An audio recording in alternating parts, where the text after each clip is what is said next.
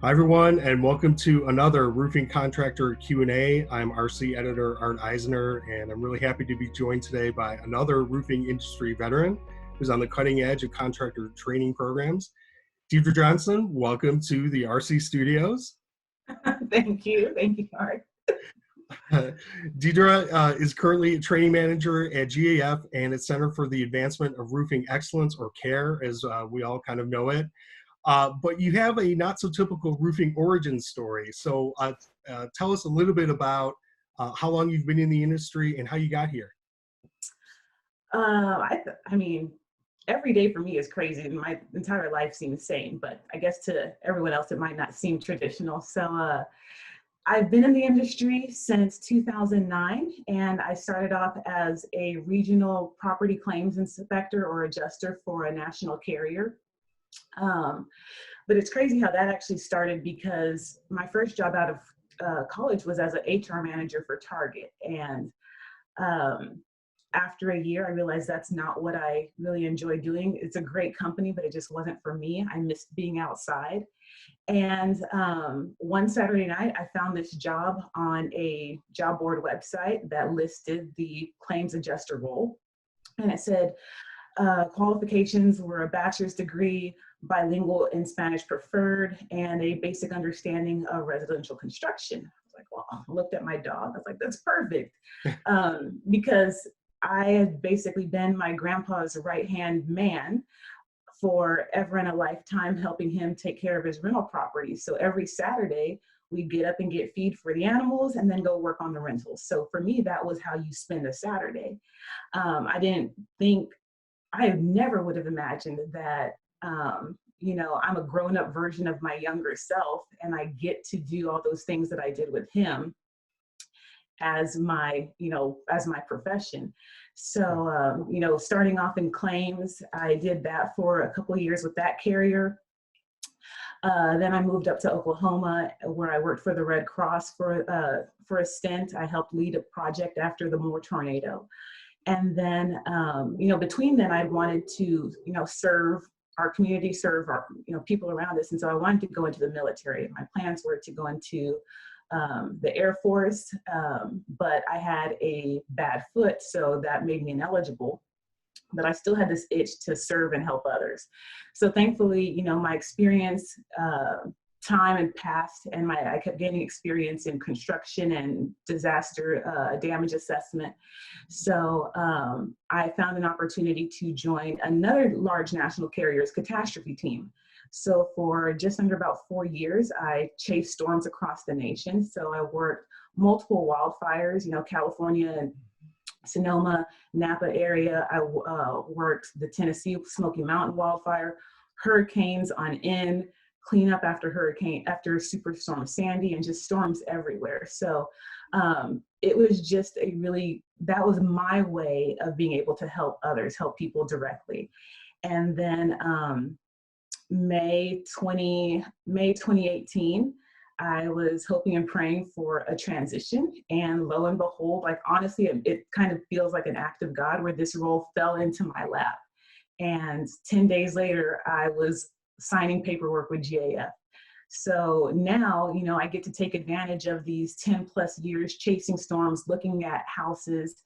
I inspected anywhere between 800 to 950 houses every year.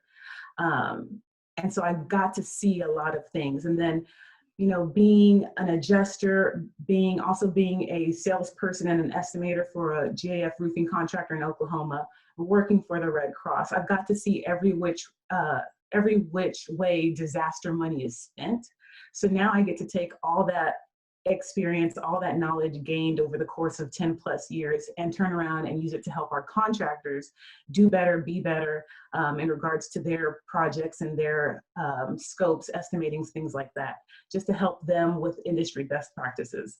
So it sounds like your history as a property insurance adjuster, I mean, that was really your first exposure to the roofing industry, Yep. and working closely with it. What did you recognize about the training in the industry, and why was that a path you wanted to pursue? I just felt, I don't want to say it was an unfair advantage that adjusters have. It's just access to knowledge that the contractors didn't have access to. Reason being, you know, they're out selling. They are many of our contractors are, you know, trying to sell these jobs. So education and getting designations and licensing and things like that, those skill sets, those opportunities to sharpen yourself, to hone your skills aren't really as accessible or at top of mind. So when our contractors want help and they need this help, you know, I felt that this was my prime opportunity to do that, to be the one to help them and help kind of level the playing field for them, give them access to that information, and not only just give them access, but show them how to use it, just so that they can play the game fairly, because no one wants to be invited to play a sport without knowing the rules, right? I mean, you can pick up basketball and hope and pray like you're doing the right thing, but it's so much easier when you know what shoes you need, you know which way to dribble and things like that. Right. And it is, I think, a relationship that's often, you know, misunderstood. We joked earlier about how, you know, now you've seen the light, so to speak. You're not working for the other side, you know, anymore now that you're in roofing. If there is, are there just a couple of things that you would tell roofing contractors out there? What should they know about insurance adjusters or that industry? I'd say that no one is intentionally the bad guy. Everyone's trying to do the right thing.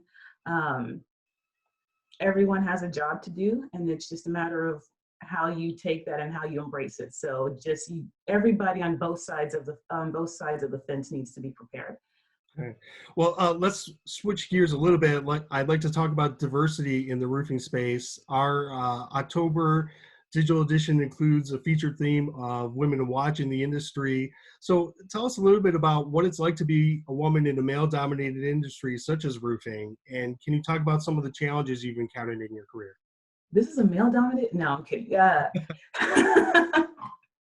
Newsflash. What? No, so, you know, people ask me that, and I think it's an interesting question. And I feel that I've been blessed with my role with my company because GAF itself has made continuous strides to be a diverse and inclusive culture and workplace. I'm on a few teams that support that as well. But what's interesting is that, and I say this honestly and truly, I've probably been my worst enemy. And even though I may have experienced some situations, you know, adverse situations, maybe gender bias, maybe race biases, but nothing has compared to what came from internal. Like, I was my own worst enemy in regards that I doubted myself. And there were times where I didn't think I was the right person for the job. But I know, like, recently I've seen a lot of shirts and memes and things online that say sometimes the best man for the job is a woman. And it's little things like that that have really helped reignite my fire, along with tons of women that I've met through Women in Roofing, countless women that are within GAF, you know, whether they're architects, specifiers, drafters. Outside of GAF, I've met female installers, and every single one of these women, whether they be an executive of another roofing company, whether they be an architect, a drafter, a specifier, or anything, every one of these women has been exceedingly and abundantly supportive. And not only that, they kill it at what they do. So I've just been beyond ecstatic, grateful for every woman that I've met.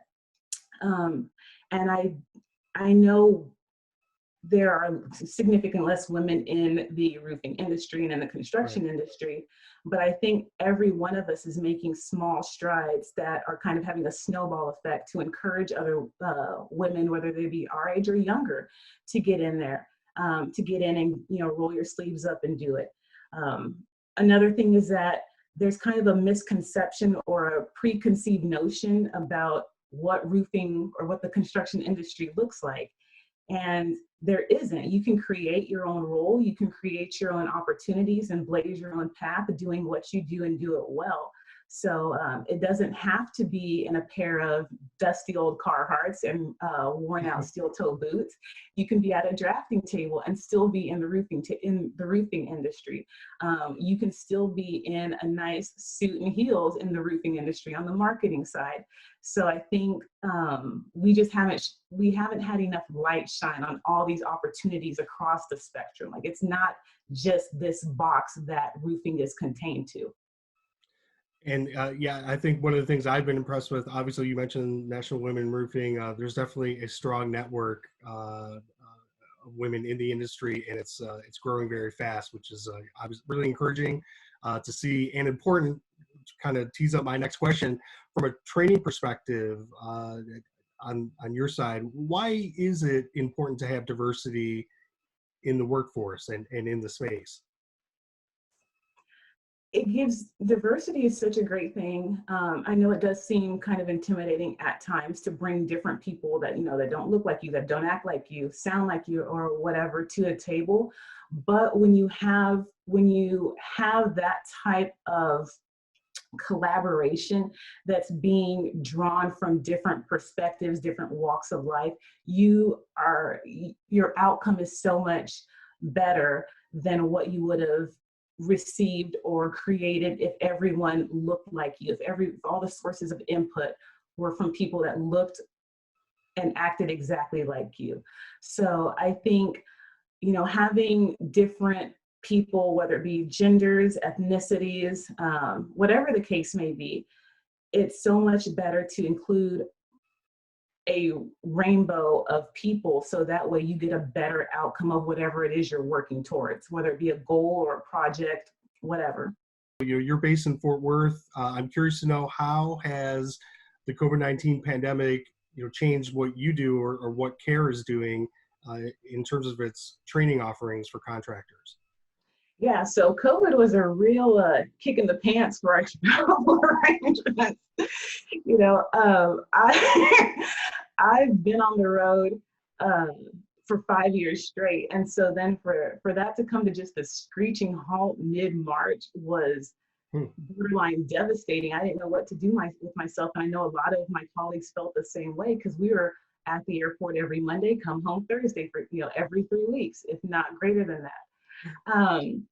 So when we're faced with this challenge, we did have to work through the short-term period of shock, and then we just, we did what we always do on the CARE team. We gather together, we regroup, we plan, and we execute.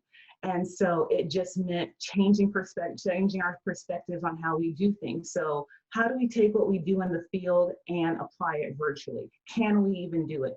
So what that's looked like for us is I've got colleagues, other trainers, who are doing hands-on training from their garage and doing a live stream. And that's on both the residential and the commercial side. Personally, I'm doing a lot of one-on-one consultations. And so instead of me going out to the field and working with a contractor to assess damages, I'll be FaceTiming with them, or they will send me photos or videos of things like that. And then we will set aside another time to kind of go through everything and go through the process. So, my grandpa always said there's more than one way to skin a cat. And that's what we're doing. We're just finding different ways to do what we did. And it's crazy because we're doing what we did not only better, because we've had to refine our efforts, because the time spent with a contractor in person isn't the same amount of time you can spend with someone virtually. So we've had to, hone in and perfect our craft. But also, we've actually had a lot more reach through our different innovations. So whether it be through social media, whether it be through virtual training, online training, one-on-one consultations via Zoom, we're actually seeing a lot more reach in a shorter duration of time. Deidra, so let's talk about the future of the roofing industry and what makes it kind of a COVID-proof career, if you will. Tell us about GAF's Roofing Academy training program. the Roofing Academy is an amazing concept that has come to fruition through the countless hours of our leadership team, my former manager, Brian Cornelius. And it's an amazing opportunity. It's a tuition-free program that allows someone with absolutely no experience, no knowledge whatsoever of the roofing field, and it takes them into a hands-on training. And even now with COVID, they're still able to conduct trainings through, with social distancing and COVID-19 precautions, things like that in place. But the Roofing Academy allows for anyone with zero experience to come in and learn how to be a roofer.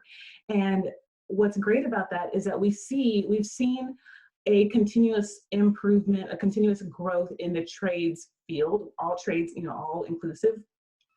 But what's great about roofing is that we still see homes being rebuilt.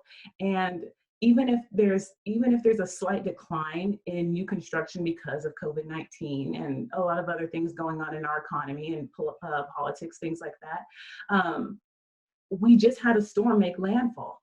So even though there may not be new construction, roofs are going to have to be replaced, right? In all those areas that were affected by Hurricane Sally, in all those other areas that are continuously affected by storms.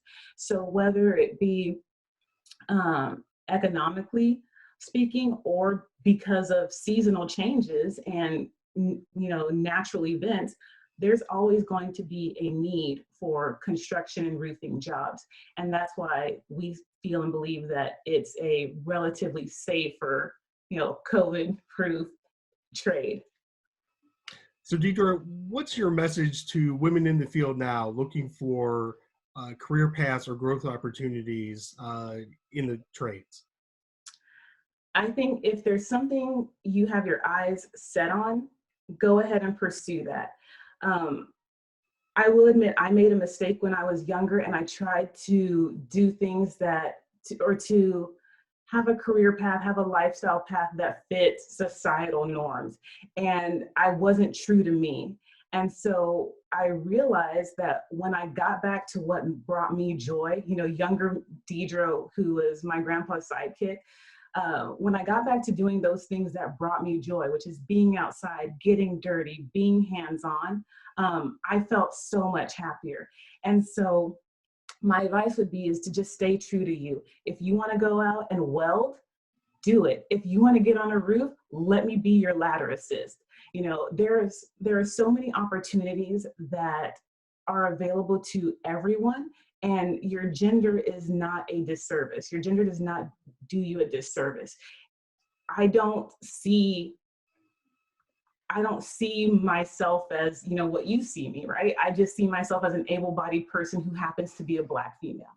So I think that we should all kind of embrace this mentality of understanding what you're good at, knowing what you're good at, and stay true to your heart. If you want to do something and you think you can, go out and do it, because there's no one stopping you but yourself. And that probably could resonate with a lot of men as well, seeking your career path too. But specifically, what would be your message to the men roofing contractors out there or entrepreneurs about how to get more women on the roof? I would say, keep an open mind. And let me ask you this, Art, do you have daughters or nieces, or are you married? I am, and I do have a daughter. She's 13 now. Oh, awesome. So how would you feel if someone told her she couldn't do something that you could do? That's not a great feeling to have. Right. So my advice, my encouragement to men is to just consider how they would feel knowing that someone else told their daughter that they can't do it. Someone else didn't have faith in their wife. Someone else didn't think that their sister could do the same thing that they could just because of their sex. And that's just a big crock. And I think the first thing is just understanding. You don't have to be empathetic or sympathetic. Just understand that we are human beings and we have 2 hands and 2 feet, ideally, and we can do the same thing. So I think it's just embracing a mentality that just because we look different doesn't mean we can't do it. So keep that in mind. All right, got it. Deidra, how can contractors find out more about CARE? So they can go directly to the GAF website, www.gaf.com, and or if you want to go to CARE, www.gaf.com/care, CARE. Okay, well, thanks again for joining us. And I really appreciate everybody out there for joining us as well. For more comprehensive coverage of the industry, be sure to sign up for our free new digital edition by hitting the subscribe button above and just a little to your right. Stay safe out there, and we'll see you next time.